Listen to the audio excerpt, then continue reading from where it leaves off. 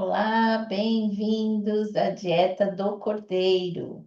Eu sou Marina Maprelian Conroyan e estou aqui para servir mais um capítulo como uma porção do meu livro O Cordeiro Marinado em Porções. E a porção de hoje é o capítulo 10, que vai tratar sobre santidade. Nós estamos na quarta parte, o livro é dividido em 5 partes. Já vimos o que Jesus fez na primeira parte, por ele ser santo, né? Vimos o que ele falou e ele ensinou que deveríamos ser santo, como santo era o nosso Pai Celestial. Vimos quem ele é, e eu lembro que um dos atributos da terceira parte, o título, falava que Jesus é santo. E agora estamos na quarta parte, que é as virtudes que ele nos deu, né? Estamos tratando dessas virtudes como vitaminas que fazem um corpo ser saudável, que cresce e edifica a si mesmo, né? Esse era o nosso foco desde o começo. E nessa parte agora vamos ver que nós também temos que ser santo, né? Que é o que eu espero que este corpo esteja mesmo crescendo com essas reflexões, pois a cada porção temos aumentado a quantidade e a qualidade dessas vitaminas poderosas e eficazes na receita para o nosso tratamento de saúde espiritual. E como já dissemos antes, saúde espiritual é sinônimo de santidade pessoal, e é sobre isso que iremos refletir hoje aqui. Antes de continuar, se você está chegando hoje aqui e quer saber do que se trata essa dieta, na descrição desse vídeo tem já uma boa explicação e ao final tem também o link dos 2 primeiros vídeos, que tanto foi a abertura como a introdução e são bem esclarecedores do propósito dessa dieta do cordeiro, né? Resumindo, o nosso propósito com essa dieta é alcançar os pesos e as medidas da estatura completa de varão perfeito, que foi o nosso modelo, né? O top model Jesus Cristo. É o tipo de vida que ele teve, tudo que ele fez, tudo que ele falou, tudo que ele é, tudo que ele deu, é o que a gente quer para nós também, né? Então, nós vamos estar aí absorvendo tudo isso. E uma dessas virtudes de hoje é essa: a vontade de Deus é que vocês sejam santificados, porque Deus não nos chamou para a impureza, mas para a santidade. Está em 1 Tessalonicenses 4, de 3 a 7. Se queremos fazer a vontade de Deus e não a nossa, essa é uma delas, a nossa santificação. Aliás, este era o nosso estado original. Ele nos criou santos, puros e perfeitos, mas justamente pela humanidade querer satisfazer mais a sua própria vontade que a dele, perdemos essa característica celestial em troca da imundícia mundana que contaminou o nosso coração, tornando-nos impuros, como o Senhor explicou em Mateus 15, de 10 a 20. Porque Deus nos escolheu nele antes da criação do mundo, para sermos santos e irrepreensíveis em sua presença. Paulo diz isso aos Efésios, capítulo 1, 4. Foi por esse propósito que Deus nos escolheu, para sermos santos. Ele não só nos chamou, nos escolheu, mas nos criou para sermos santos. Note que isso só é possível nele, em sua presença. No entanto, foi ao sair da presença dele que o pecado entrou no homem e o contaminou, o adoeceu e o maculou, denegriu, profanou, corrompeu, perverteu. Agora, resta-nos uma esperança. Novamente nele, reconhecendo nosso estado adulterado, convencidos pelo Espírito Santo do nosso pecado, buscarmos por meio do arrependimento, que já falamos, como um réu confesso, a nossa reabilitação, buscarmos essa conversão, nossa transformação, nossa santificação. Também falamos isso, né, no capítulo passado, quando tratamos do perdão, né? A cada confissão de pecado, a cada perdão concedido, a cada correção atingida, a gente vai se transformando e vai se santificando. Estamos vindo nessa pegada já há vários capítulos, né? Exatamente porque é bem aí que está o cerne da questão para se alcançar nosso objetivo. Lembra? O corpo saudável que cresce e edifica a si mesmo. Ou até mesmo o objetivo que eu falei, de a gente ser cada vez mais parecidos com Jesus. Ó, a continuação da carta de Efésios desvenda ainda melhor este segredo quando fala assim no capítulo 4, versos de 22 a 24.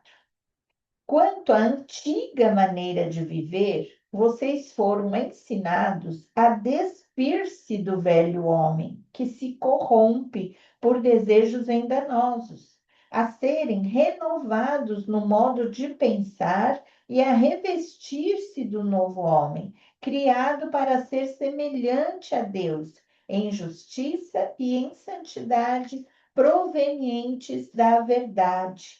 Nossa, olha, esse texto fala perfeitamente o nosso propósito, né? Aliás, quando fala que, é, como é?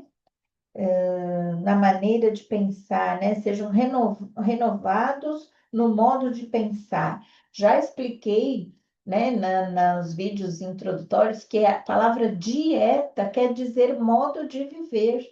Então, é isso que nós estamos fazendo a cada dia, estudando o modo de viver do Cordeiro, né? Nós vamos estar voltando a nos despir do velho modo de viver, revestindo desse novo modo, desse novo homem, que foi criado para ser semelhante a Deus, em justiça e em santidade, né? O modelo disso é o próprio Jesus. Ó, existiu sim um passado totalmente santo lá nos capítulos 1 e 2 de Gênesis. Mas do terceiro em diante, toda a longa história da humanidade foi marcada pelas manchas do pecado de ponta a ponta. Contudo, os dois últimos capítulos da outra ponta da Bíblia registram outro início santo, o princípio de santidade total lá na eternidade. Nele e com ele para sempre. Confira lá Apocalipse 21 e 22, novos céus, nova terra, tudo novo sem pecado, né? Como era no princípio, Gênesis 1 e 2. Então, amados, visto que temos essas promessas, purifiquemo-nos de tudo que contamina o corpo e o espírito, aperfeiçoando a santidade no temor de Deus. Olha que belo conselho de Paulo na sua segunda carta aos Coríntios, capítulo 7, verso 1. Agora você pergunta, mas como?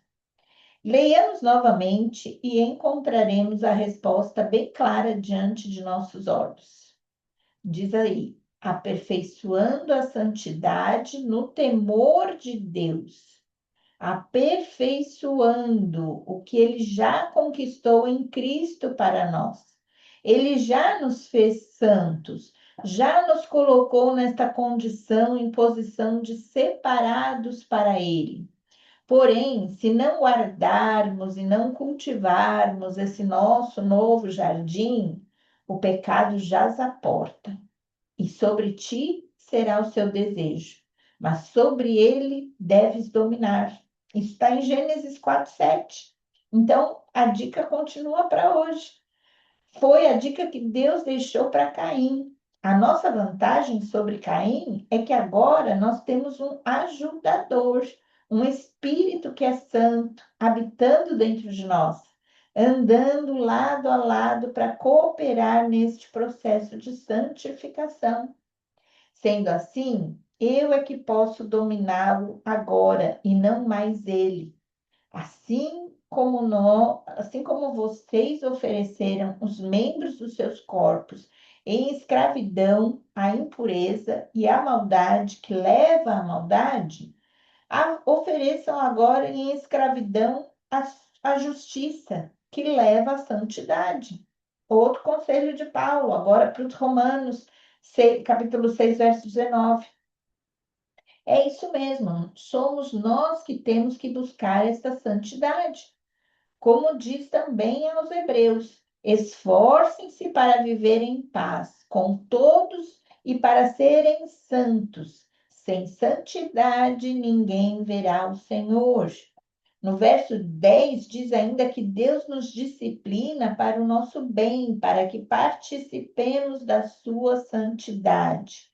Então, eu quero ver o Senhor, eu quero participar da sua santidade, né? Ainda não sou, mas seremos semelhantes a Ele quando Ele se manifestar. Todo aquele que nele tem essa esperança, purifique-se a si mesmo, assim como ele é puro. Diz também 1 João 3, 2 e 3. Bem, estamos caminhando para lá por meio de um caminho que é estreito e apertado, mas é santo. Muitas vezes passamos pelo estreito e pelo aperto para justamente desapegarmos do peso e dos volumes do pecado que vínhamos carregando pelo caminho largo e espaçoso da permissividade libertina. Atente para esta palavra de Isaías 35:8. Diz assim: E ali haverá uma grande estrada, um caminho que será chamado caminho de santidade. Os impuros não passarão por ele. Servirá apenas aos que são do caminho. Oh, glória santa, eu sou do caminho, desse caminho de santidade.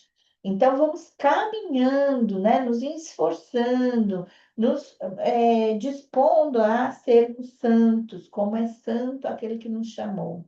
Esse é o propósito para o qual fomos chamados, fomos escolhidos, né?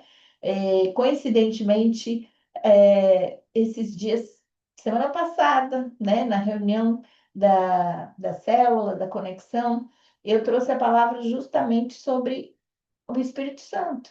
E o propósito do Espírito Santo em nós é nos santificar, né? Se eu tenho um Espírito Santo, eu vou ser santa. Se eu tenho um espírito imundo, eu vou ser imunda. Qual é o espírito da coisa? Qual é o espírito que está se manifestando em mim? É o Espírito Santo? Naturalmente, então, eu tenho que manifestar uma vida santa. Então, para isso, eu preciso sempre buscar perdão, a purificação por meio do arrependimento, né? Então, todo esses passo a passos que a gente tem visto aqui. É um processo, é uma caminhada.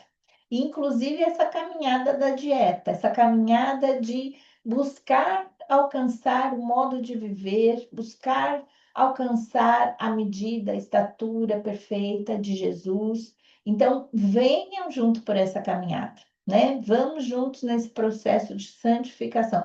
Cada virtude acrescentada, a gente vai, né, se santificando, se aperfeiçoando, se transformando.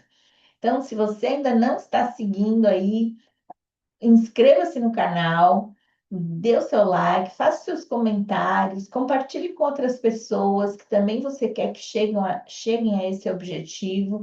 Isso é também um discipulado, e a ordem de Jesus é para a gente ir fazer discípulos, ensinando-os a guardar tudo quanto ele nos ensinou. E o que ele nos ensinou está nos 4 evangelhos, praticamente. E esse livro segue rigorosamente os 4 evangelhos, né? Em que ele fez, o que ele falou, o que ele é, o que ele deu, e depois dessa quarta parte, vamos passar um pente fino em todos os 4 evangelhos de novo, é, somando ainda mais 52 capítulos de todos esses 4 temas que já vimos até agora.